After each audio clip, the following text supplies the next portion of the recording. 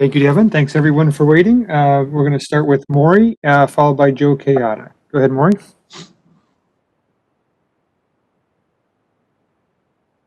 Sorry about that. My hand was up for someone else. Sorry. Oh, no problem. We'll go with Joe Kayada, followed by Mike Giardi. Hey, Devin, thank you for your time. First of all, what have you seen from Cam Newton recently as a leader, now a captain, as he's preparing for his first game? What have you seen from him as a leader? He's just been himself. It hasn't changed. I don't think, the guy, he's not his first game in the NFL. I think he understands all of that. So his energy hasn't changed, what he's brought every day. That hasn't changed. And I think, as far as leadership, that's what's key, to be consistent, to be someone that guys look at and they know what they're going to get every day. And I think that's the biggest thing you can give your group, obviously as a signal call on offense and, running the show out there on the field. You can give those guys a consistent example of what you're going to bring as far as effort and performance and all of that. And I think that's the key to leadership. It's not about, what you say and all of that. It's getting prepared for a game and to go out there and play. Guys need that example to look at, and that's what he's done so far this week. In a quick follow-up, if I could, just about this Sunday, preparing for a game, no fans. Matthew Slater talked about it yesterday, say it's a game, but it's going to be weird not having fans there. How where will it be to not have the Patriots faithful out there rooting you guys on and making noise and stuff? Yeah, it's different because I feel like when we go into games, especially here in New England, we talk about everything that is possible to prepare for, whether it's weather and we're outside and, rain, cold, snow, or it's, the offense is going to do this from a defensive standpoint, and we go over all of these different things, or the wind, like we go over so much, but like we can't prepare for what it'll be like there without fans. We prepare all the time. You guys have been at practices when we have music blasting and we're preparing for loud stadiums. And now we're going into kind of the unknown of not knowing how it'll be as, with no fans, no one screaming, no support in there for either team other than the sideline. So it'll be important for us to bring our own energy, kind of what we talk about going on the road. That'll be consistent for us in each of these games, even with teams that'll have fans in the stadium. It just won't be the same. So I think it's something we just got to go in and understand that it's going to be like that. And however it makes you feel, you got to know and have some mental toughness to fight through that and just play football. Thank you. Next question, Mike Giardi, followed by Mike Reese. Hey, Dev. I wanted to ask you, we touched upon it at the beginning of camp, but obviously you guys were hit pretty hard on defense with a couple of the opt-outs, in particular, Pat and Dante. And I just wanted to know how you felt like it's gone without those two guys who have been staples of your defense for so long. I guess we'll see Sunday. I think that is life in football, whether it's free agency, whether it's trades, release. Each year you get a new team, and this year you add opt-outs. So we've been preparing. I think guys have gone in and, like always in football, roles are replaced by someone else. The game doesn't stop. So it'll be up to us on Sunday and see what it looks like and what we need to do to get better from there. But, I think it's kind of been, it is what it is. We don't have those guys. There's nothing we could do about that. Obviously, they've been, staples of our defense for the last, almost, with Chung a decade and High almost a decade. So we just got to go. But, it's obviously been different, but we'll get to really get that true test on Sunday.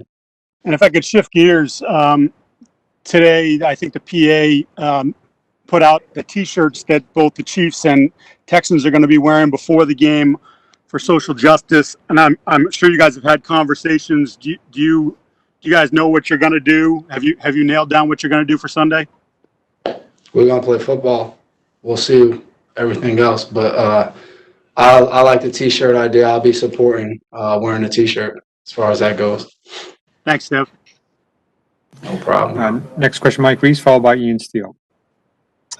Hey, Devin, totally different team, but the last regular season game last year, the Dolphins came up and beat you guys, and I know you felt like that wasn't the defense's best game. Is that at all any motivation or talked about? Obviously it has nothing to do with what's going to happen Sunday, but the fact that you almost have a chance to right that situation right off the bat, is that at all part of any discussion for you guys? I think we see it. We watch the film, we see what's out there, we see the performance. But as far as like righting a wrong, it's a new season. We can't right that wrong. Anything we missed out on last year was last year. That's over and done with. If we beat the Dolphins Sunday, that doesn't give us the first round bye from last year. So that part of it doesn't matter. But I think we definitely see, some of the things they did well against us last year in that second game. Some of the things we didn't particularly do well. And I think those are things as you watch film, whatever emotions come back from last year's game, you can't, get so deep into that you don't realize that if we do this the same way, they're going to continue to have success with those things because they're going to watch it and they're going to try to still implement and do some of those things. So we got to learn from the film that way. But yeah, I mean, I think for anyone that was here, you remember, your last home game of the year kind of ending that way. So we'll be prepared and have to go out there and fight. We know that team well. We know from the coaching staff to some of the players, they're going to come in here, they're going to fight, they're going to compete all the way to the last whistle. So whatever emotion you have from last year, you might as well forget about it and just come in here ready to go Sunday. Next question, Ian Steele. Thank you, Stacy. Thanks, Devin. Devin, you just kind of mentioned it, but some of the guys that were with you last year that are over there now, Landon Roberts, Kyle Van Noy, what is Miami getting in those players? Hopefully bad play on Sunday. That's my hope. Enough said. All right. Next question, Ben Volen. Not that I don't want to talk to you, Devin, but I actually have my hand raised for Cam Newton, so I apologize. I understand.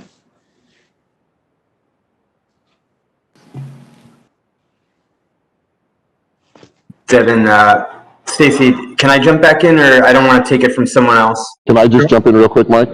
Oh no, Levin, you go, all you. Thank you so much. Hey, and I have a question for you, Devin. What mentally did it take to get here? Because the offseason is unlike any offseason, whether it be culturally or whether it be just everything. What did it take mentally to get to this first game? I feel like just having the guys, being a team and doing everything one day at a time. I mean, a number of guys have said, like, man, it's kind of weird to think like tonight there's going to be a football game. Like, we're going to go home and see, the Chiefs and the Texans are going to be playing tonight. It just all feels like it all happened so fast. But I think for us as a football team, it was all kind of just day by day. We've had different things come up, like you said, whether socially, whether it's hard practices, whether there's been some injuries, like so many different things have come up, dating all the way back to March and missing the off season. And, you still have the coronavirus, just so much going on. But I think the biggest thing we've talked about is just taking everything one day at a time and really controlling what we can control. And I think that's brought a lot of excitement to know that we're going to go out there and get to do what we all love to do on Sunday. We'll go back to Mike Reese. Devin, you are a captain again. Jason was just named a captain for the first time here. I tried to look to see if you were both captains at Rutgers at the same time. I couldn't find it. I probably didn't look in the right place. But has that ever happened before? And what was sort of any thoughts or connection you guys had once that was announced? That it's another sort of thing for the two of you in this experience together. I mean, it's funny you said that. I don't think there's been a time we've both been captains, maybe in Pop Warner, but I don't think so. I don't know if I've ever been a captain until my senior year in college. So it's been pretty cool. I mean, throughout our career in high school and college, I feel like at different times we've been seen as leaders. He's been a captain before in this league with Tennessee, and at Rutgers he was a captain in my redshirt junior year. Then he left. I was a captain the next year. So, but to do it together and to do it, here in New England. For me, it's been really cool, and it was cool to text my mom, and he didn't tell her yet, and I told her, ask J-Mac what he did today or what he got elected to do, and I think it speaks volumes just about how she's raised us. Obviously, the performance part of playing football well, but just what we represent and what we try to be for each guy in this locker room is just consistent and being ourselves. So it's always a humbling experience and honor to be elected by your teammates and by your peers to go and try to lead those guys and just put your best foot forward every day. Our next question, Henry McKenna. Hey, Devin. Thanks for your time. So Cam Newton will be the second black quarterback to ever start for the Patriots, and he'll be the first Week 1 starter that's black for New England. What are your thoughts on that milestone for him and for the franchise? I mean, I think it's awesome.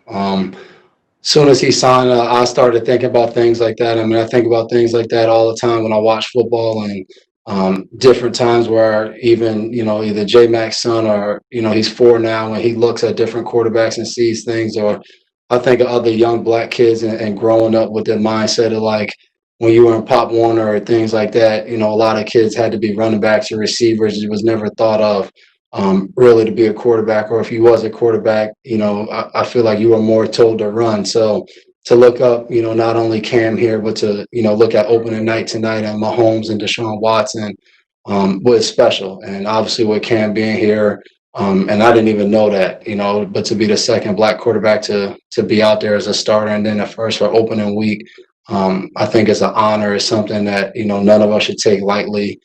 Because of the history of our country and different things that have happened, whether it's Jackie Robinson, Muhammad Ali, Kareem Abdul-Jabbar, Bill Russell, all those different men who were in front of us, Jim Brown, who set great examples, have really paved the way for you guys to report on something like that, or for me to be in a game that involves that has really been set in front of us by the men who have traveled this path and really done all of the hard work. And I think it's cool for us to reap some of those benefits and still try to push different things forward. Thank you very much, Devin. Cam Newton is next. Have a good one.